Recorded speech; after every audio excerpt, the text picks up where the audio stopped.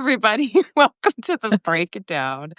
And today I'm happy to be joined by my good friend. I haven't seen you in a while, my friend. It has been way too long, but I think it's because time doesn't work the way it used to. No, it doesn't. Very tough, everybody. And during the Biden administration, I was on the East Coast all the time. Like I'd be in New York all the time, DC all the time. I haven't had a reason to go out that way. Yeah. Just kind of staying here on my little West Coast. Yeah, and I was in hiding. So, that didn't help. Well, welcome back to this. I picked a perfect year to re-enter the world. Yeah, well done. And I wanted to just kind of remind everybody, we were talking about this offline before, but up here is where you can subscribe to both of our Substacks if you aren't already subscribed. Although chances are, if you're here, you probably are already, but you should just get everybody and tell them. And then we were talking about how hitting the heart down at the bottom really helps like the algorithms. And I think I said something like, smash the like button. And that's what we were laughing about. Because I'm Gen X. I can't say that. Yeah. I just can't. No. I'm also from New York. It's just like I can't say the word ain't. And I can't say y'all without sounding like a complete idiot. Yeah, I use y'all a lot. It's a good non-binary. It's fabulous. I love it, but I can't say it without sounding weird. So I try to avoid it. Yeah, sounding like although I have been having discussions, given everything that's going on, I've been having actually this morning a discussion with my friend about how everything is shit. And how glad I am that I'm in my 50s and not my 20s at this particular moment in time. I would hate to have all that road ahead of me. And wow. Sending out all the... I know that's very bleak. Well, it's bleak. But to counter that bleakness, something amazing and wonderful happened this morning from the New York Times but I'm reading from the New York Times. Appeals court upholds E. Jean Carroll's $83 million judgment against Trump. And we should clarify, there's two judgments here that E. Jean has against Trump. There's a $5 million one in what's called E. Jean 2, and then there's an $83 million one in E. Jean 1. And E. Jean 2 got adjudicated before E. Jean 1, and what E. Jean 2 did, the $5 million one, was it laid the groundwork for the $83 million one, because that's when the jury said, yes, he is liable for rape, he is liable for defamation, et cetera, et cetera. And then so when it got to the $83 million judgment, the jury didn't have anything to decide other than how much money to award, because it had kind of already been adjudicated in the other one, because he just can't help himself. So I am very, very, I know that makes him sound like a incompetent toddler, but so weird. Yeah, that's odd, right? I always think to the mashed potatoes story from your first book. Whenever I think of that, like, but this is so great for our friend E. Jean. And, I immediately thought of you. I'd be hanging out with you and E. Jean and Jem and everybody at that book release. And I'm just very interested to know your thoughts. Have you talked to E. Jean today at all? I haven't had a chance to talk to her yet, but I remember that fondly. That is where I first met you, E. Jean, and a bunch of other people in person for the first time, because that was in August 2021. And, COVID was still a thing, and we were just kind of starting to have people getting together. So, I have an amazing picture of you guys together. So it is amazing how far E. Jean has come.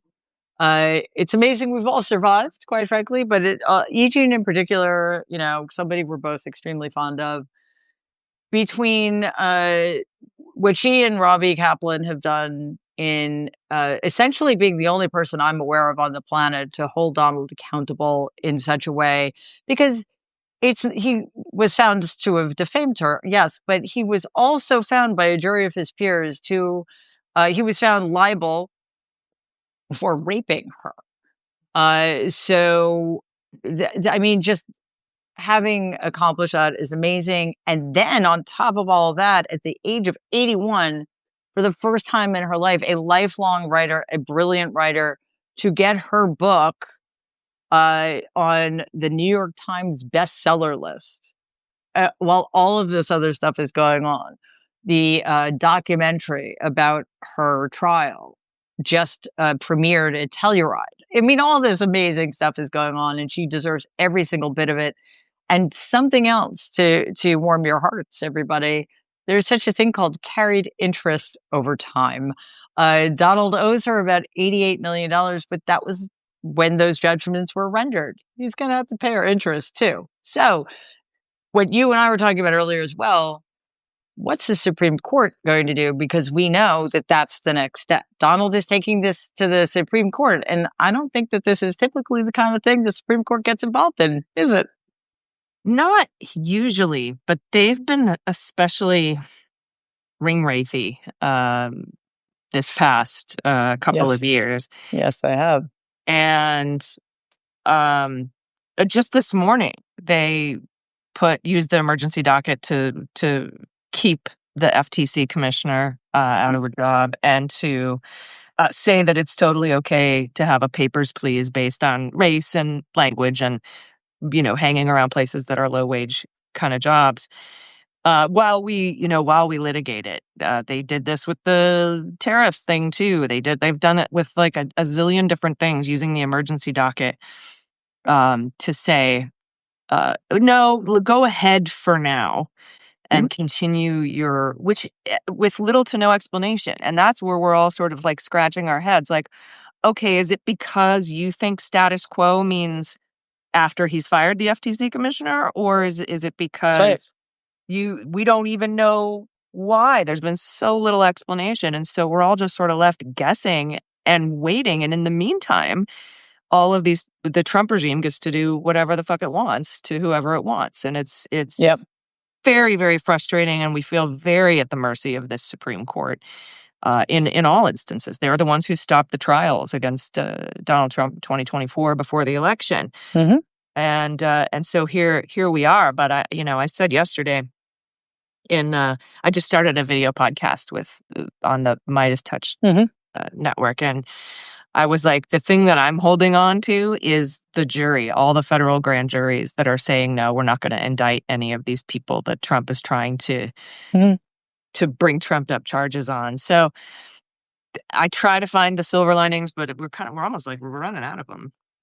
Yeah, I don't find any here, quite frankly. The corrupt, illegitimate supermajority of the Supreme Court basically put Donald Trump above the law, and they too are above the law. And they've proven time and time again that they don't believe in the Constitution and don't feel any obligation to uphold and defend it. Quite the opposite. There's no such thing as precedent anymore. And to your point earlier, they essentially, and this has happened more than once now, without explanation, thanks to the increasing use of the shadow docket. They say, well, we have to decide whether this thing the Trump regime did is constitutional or unconstitutional. We don't know yet, but in the meantime, even if it turns out that it is unconstitutional, we're going to let them do it. Okay, cool. And that's a very dangerous place to be. And this has been one of the worst things about how all of this has unfolded. Justice grinds slow but fine, as they say. Well, while we're waiting for all of these judgments, they're continuing, Donald and the Trump regime are continuing to get away with their lawless behavior. And then when there is a judgment rendered against them, when there is a judicial order handed down, much of the time they ignore it. So now what? And that is troubling in and of itself, because that's a constitutional crisis, one of the many we now face ourselves in. But then if the end point is always going to be the corrupt, illegitimate supermajority of this Supreme Court, if they even take the E. Jean Carroll case, that is a very, very bad sign. Yeah. And we don't have any way to predict what they're going to do because they don't follow. We used to just say, oh, well, the law says, and we could usually kind of tell where they would come down on either side of the law. Yeah. But part of the E. Jean Carroll case is that, well, at least the appeals court rejected Trump's argument that immunity for official acts barred a finding of liability in Miss Carroll's case. That's according to the Times. And that when you have an immunity situation like that, I just have a feeling that I hate to call them conservatives because they're on the Supreme Court are going to want to, throw their robes into the mix and say, we have to make a rule for the ages on immunity and evidence. And so that's why I'm worried that they might jump in on this, is because it has to do with immunity. And we never got to see, by the way, how they would have handled immunity in all those Jack Smith cases and all the Merrick Garland indictments, because we never got to trial. We never had to have it set back up. Judge Chutkan made her ruling, but then it went back down to her for her to parse. And by that time, we had the election. So we never knew how much of that would have been considered immune by the Supreme Court. I imagine they would have, gutted the case and it wouldn't have been able to go to trial, even if the election went the other way. Mm-hmm. So now we're looking at, this is partially the appeals court is upholding the jury award because he was found liable for sexual assault and defaming her, but also because he's arguing immunity, and some of the evidence that was used in the E. Jean case is subject to that evidentiary immunity, that fourth holding in the immunity ruling by the Supreme Court that everybody, even Amy Coney Barrett, was like, no, that's weird. And so that's what concerns me about this Supreme Court and the E. Jean case, is that they'll take it up on immunity grounds and decide that some of the evidence couldn't have been used and maybe got the case that way. Do you know what I mean? Yeah, I know exactly what you mean. I mean, it would be like Bush v. Gore. Mm-hmm. Just for this one person, because we conferred upon him this special status. It wouldn't apply to anybody else, but just for Donald, because he's an imperial president. Yeah, it's very worrisome, but I think it's also, if anybody can win, it's Robbie Kaplan. Well, exactly. However, Samuel Alito, Brett Kavanaugh, Neil Gorsuch, Clarence Thomas, John Roberts, Amy Coney Barrett. So who knows? But a win is a win. And this is the other thing that drives me crazy, because I've had my own run-ins, as you know, with some, what's the word I'm looking for? Litigious issues. No. Yeah, I know, it's weird. But it runs in the family, I guess. You lose. Some of us only get to lose once, and some of us have to win like multiple times, and then can still get handed a loss. And the others of us can lose and lose and lose and lose and lose, and then get handed a win, which is never legitimate. So that kind of gets under my skin a bit. Yeah, I can see how that might be frustrating.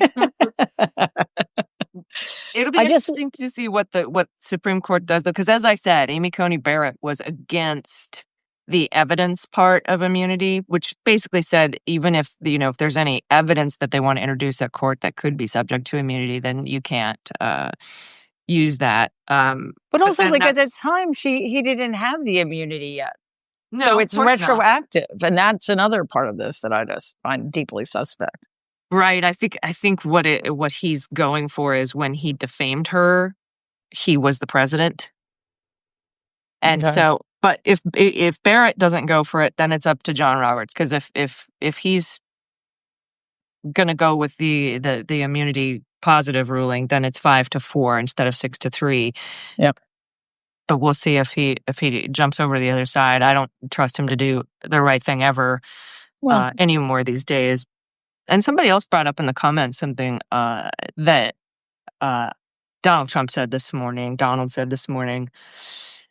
that actually, like, I had a visceral reaction to. He was talking about domestic violence and crime, and he said something to the effect of, some of these crimes aren't serious. Like, if a man gets in a fight with his wife at home, no big deal. That's not really crime. Like something along those lines. I'll find it. But somebody just brought it up here in the comments that he basically belittled domestic violence. Well, I mean, it would be very convenient for some people if marital rape didn't exist as a crime, which it did not used to until fairly recently, quite honestly. No, I think nothing he says about women or about violence towards women should surprise us. We have enough evidence of the kind of human being he is. He actually mocked the survivors of Jeffrey Epstein and Ghislaine Maxwell and denied the reality of their experience because he's a coward who is terrified of having the Epstein files released. Because, as we know, according to his own DOJ, thanks, Pam Bondi, his name shows up in those files many times. We just don't know why, because he won't release them, which he promised to do. So, yeah, I think it's important to highlight the things he says because they are so grotesque and so vile. And hopefully more women will start paying attention to that. But nothing he does. None of us, let me put it this way, has any right to be shocked or surprised anymore. No, right, totally. And, I actually spoke to sources who were tasked, FBI personnel who were tasked with going through the Epstein files. And I had learned through that reporting that not only were they looking for Trump's name to redact it, but they had to keep a spreadsheet and a log. And the DOJ sent out video trainings on how to find and remove Donald Trump's name from the Epstein files. And I've sued. I've sued and for under Freedom of Information Act to get those training videos. We'll see. We'll see what happens. That'd be fun. Hey, whatever I can do to help. So here's what Donald said. He said crime is down to virtually nothing in D.C. and said that crimes are happening at much lesser things. They're much lesser things that take place in the home that they call crime. They'll do anything they can to find something. Like if a man has a little fight with the wife and they say that's a crime. Okay. Eloquent as always. I forgot to do the accordion hands. Yeah, come on. Get with the crime, little crime. Just a little one, just beating the wife. My friend James Dobson said it's okay. Big like my hands. I can't imitate him, thank God, but you did quite well. I actually, I was impressed. I just pretend I'm a potato with butthole lips, and it works. There you go, mashed potato. Thank you very much. But yes, he is vile, which it shouldn't surprise us. He's inarticulate and he can't speak. See, that's the other thing that I don't get. Like, why aren't more people bothered by his complete inability to speak the English language properly? But the meaning was clear, even if the delivery was lacking. He is delusional. This whole thing with DC, that in 5 minutes, he eradicated crime by flooding the streets with armed National Guardsmen who started just arresting people for petty, like misdemeanors, turnstile jumping and smoking pot, which I didn't think was illegal in sandwiches. Throwing. Well, that is a federal felony apparently in DC. Thank goodness it wasn't a ham sandwich, or he might have gotten indicted. Yeah, but it's just the absurdity of it all is well, it's absurd but not funny because I think it keeps people from taking seriously the alarming incursions into our civil liberties, essentially because DC is not part of a state. This was a hostile takeover of an American city that essentially was a way to overturn a free and fair election, in my view. So it'll be interesting to see how he tries to do this in Chicago or a city like New York. And my concern is the elections. I think he wants to post up National Guard troops at polling places. Oh, And, and ICE agents. Everyone, anyone. And you can't tell if they're ICE or Right. the Marines or whatever. They're just right. not marked. Yep.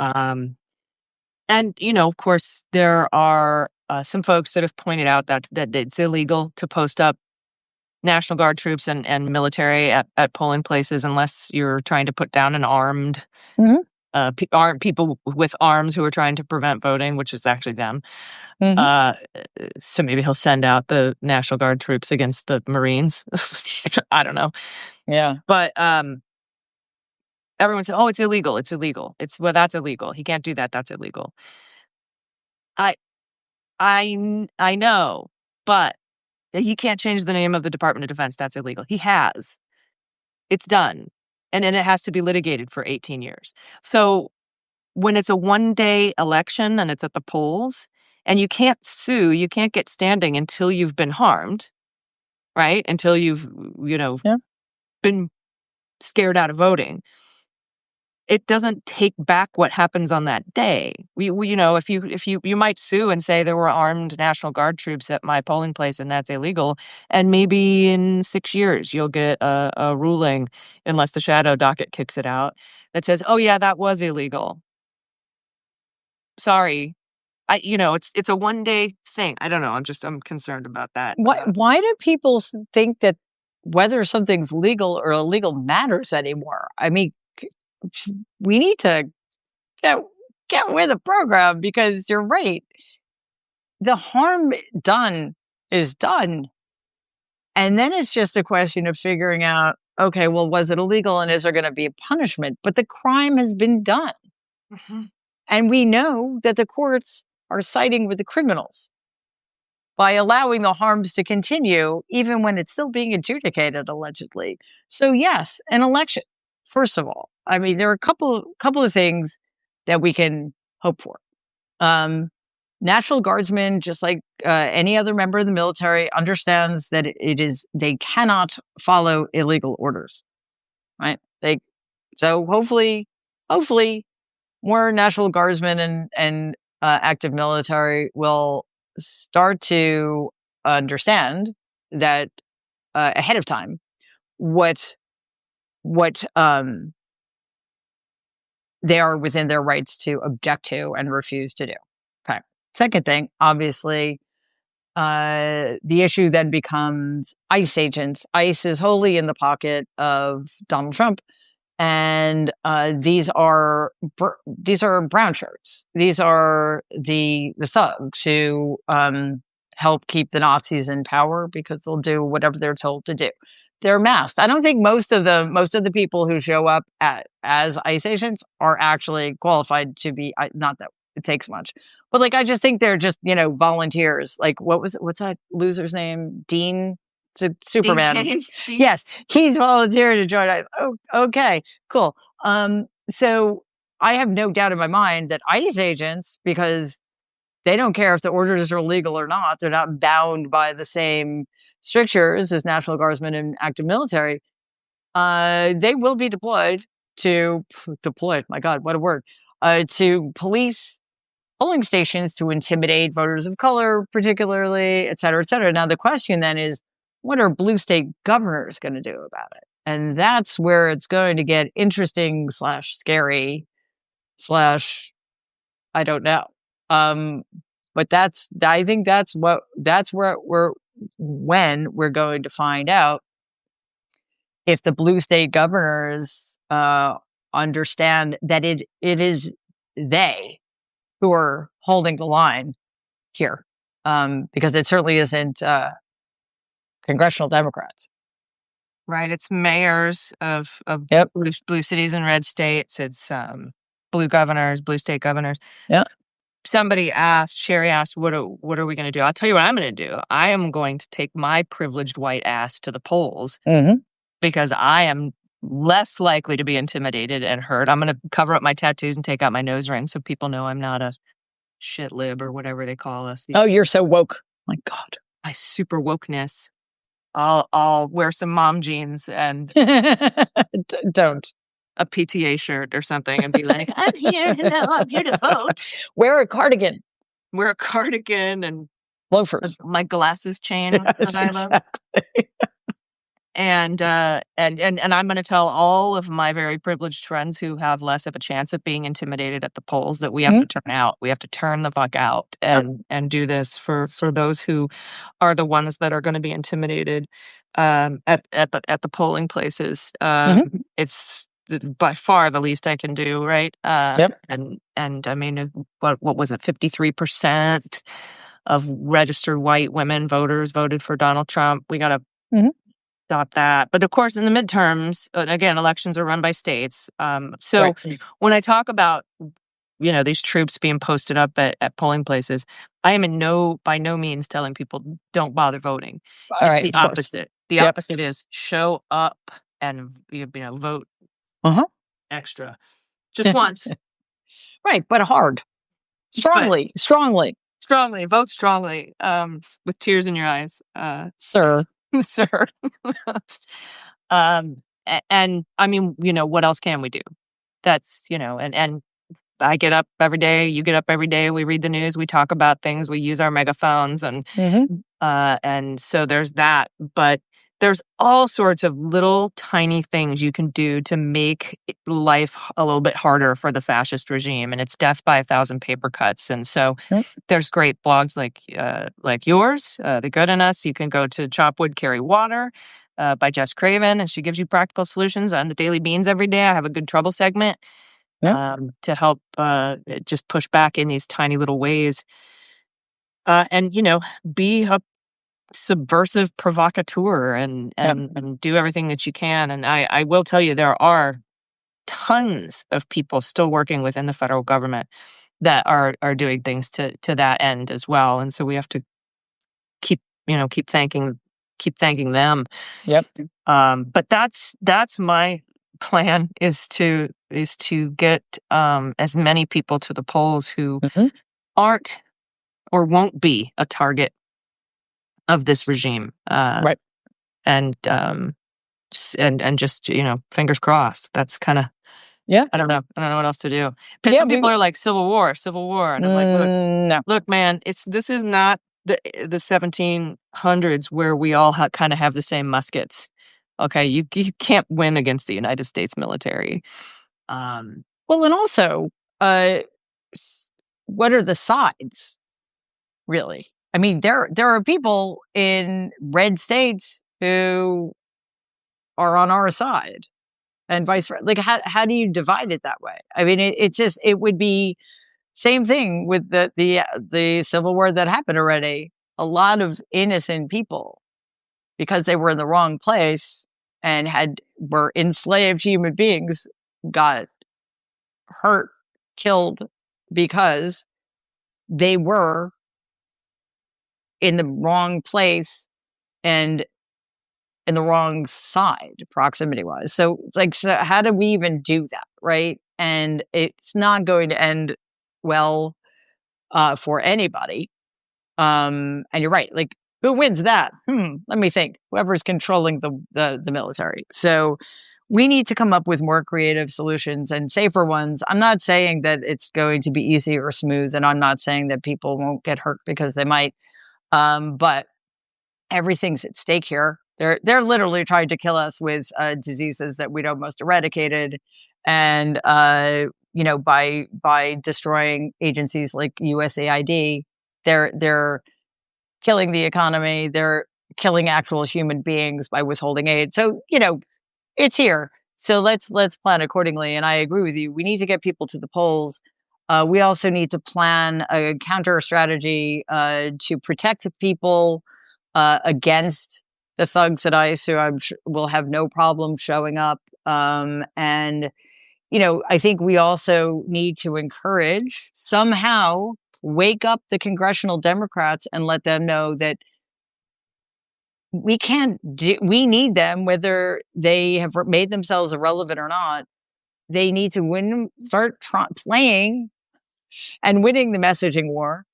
And they need to do everything in their power to slow this shit down.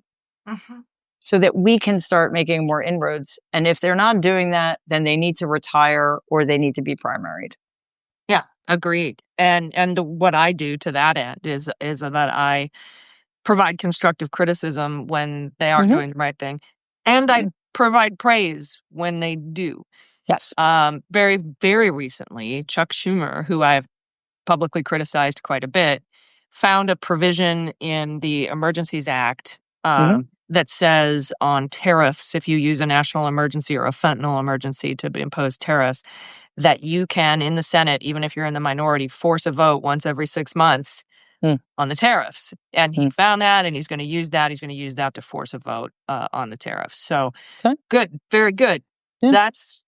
You found a creative thing, and good. And I'm going to say that. But then, if you change the name of a bill and, just to change the name of it, I'm going to be like, that's not what's going to help. Or if you negotiate with the fascist party to keep the government open just to get a little concession on healthcare, you're doing it wrong.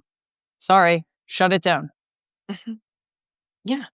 Imagine if they had done it the first time around with the appropriations bill, we would be in a much different place. But they made concessions right out of the gate, and that is not going to, it has not been ending well for us. It's not been going well for us, I should say.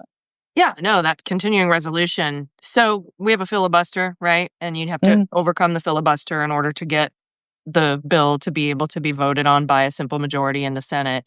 And a handful of Democrats, including Chuck Schumer, voted for cloture to kill the filibuster, which allowed it to be voted on by a simple majority. And it passed, and it funded the government through the end of this month. And not only did it do that, it stripped DC of $1.1 billion in funding.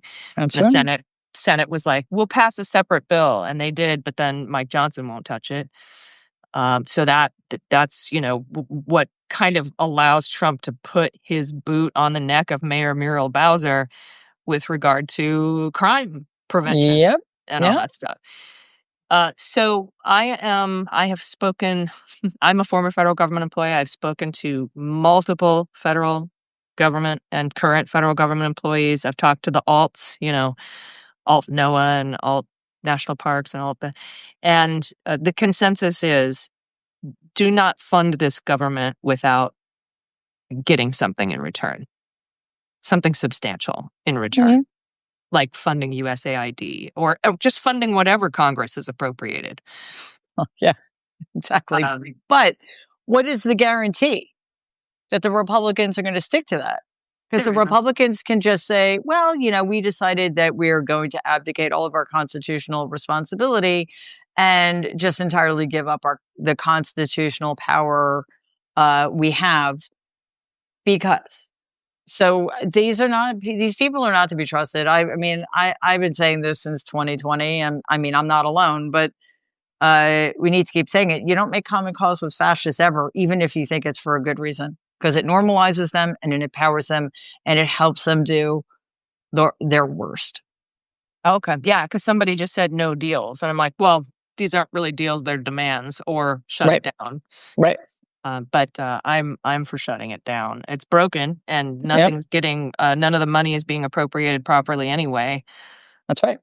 And, the Republicans in the Senate will likely find a way to keep the military going and keep essential functions going, and that they always do in a shutdown, don't they? That's right. You're like, oh, well, okay, we'll shut it down, but 80% can still keep going. Like they always make these concessions. Because they know when the actual financial pain comes to their constituents, then that's when the problems start. And I think that's obviously why they decided not to kick everybody off Medicaid in the billionaire bailout bill until after the midterms, so that pain doesn't start. But healthcare premiums are going to start going up, biggest increase in ever. And then of course the jobs reports are terrible, even though he has got somebody in there to rig the numbers. Imagine how bad they really are. My word. I know. So I think the most important thing we can do is to continue to communicate and participate in community and make sure that we don't let them isolate us from one another. Yeah. That's why Florida wants to get rid of vaccine mandates at school. They want people to keep their kids home from schools because schools and teachers are a community against fascism. It's a really bad thing for critical thinking and community. Those are two really bad things for fascists. And so we have to just make sure that we stay engaged, at least in our communities, so that's what abusers do, is they isolate their victims so that they can be easily gaslit and kept from getting good and solid information and see reality. So that's my main advice and my main takeaway from this is for us to keep doing stuff like this. Yeah, I'm with you 100%. And the more, the better. The more people stay engaged, the better. With the understanding that if you need to take a break, because this is not. It's not like you take a break and everything grinds to a halt. There are a lot of us doing the work, and we'll keep doing it. But also find other things to do too. You can't stay plugged in all the time. Go to a museum, go for a walk by the river, whatever it is. Read a poem, write a poem, do something else. Get out of your head, and engage in community that's not always centered around this stuff, because it's just going to make us. It's going to keep us energized. It's going to fill our souls in a way that this soul crushing stuff can't. And it's just going to make us more effective fighters. And I think we're in it.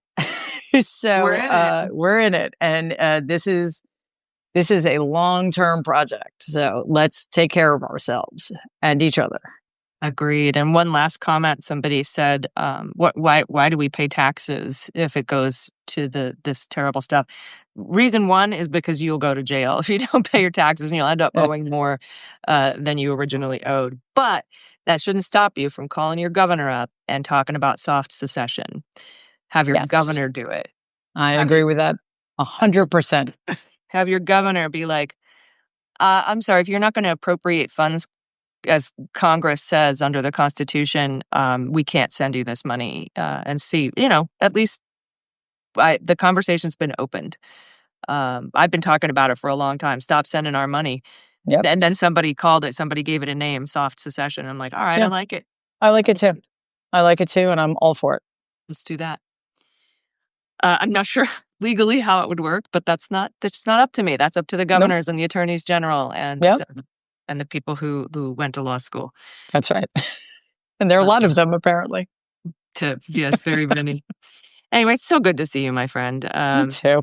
We should do this more often. And if you talk to E-Jean, send her all my love. Robbie, too. I will. Yeah, absolutely. It's amazing what these brave women, whether they're the survivors of Epstein speaking out during a flyover, or E-Jean and her incredible lawyer, or the amazing Judge Sparkle Suknanen, who brought those kids back that were trying to be disappeared to Venezuela in the middle of the night. Incredible. So it's good to remember that there are people like that in the world. It is. Thank you so much. And everybody, again, smash the heart. Sorry. It's a joke from earlier if you joined us late. Hit the like button because it helps with the algorithm. And I think right up here, Mary, you can. I think it's, let's see, I'm going to get, it's this side. Everybody can subscribe to... top left corner. There you go. You can just say it that way. To both of our Substacks. We really appreciate it.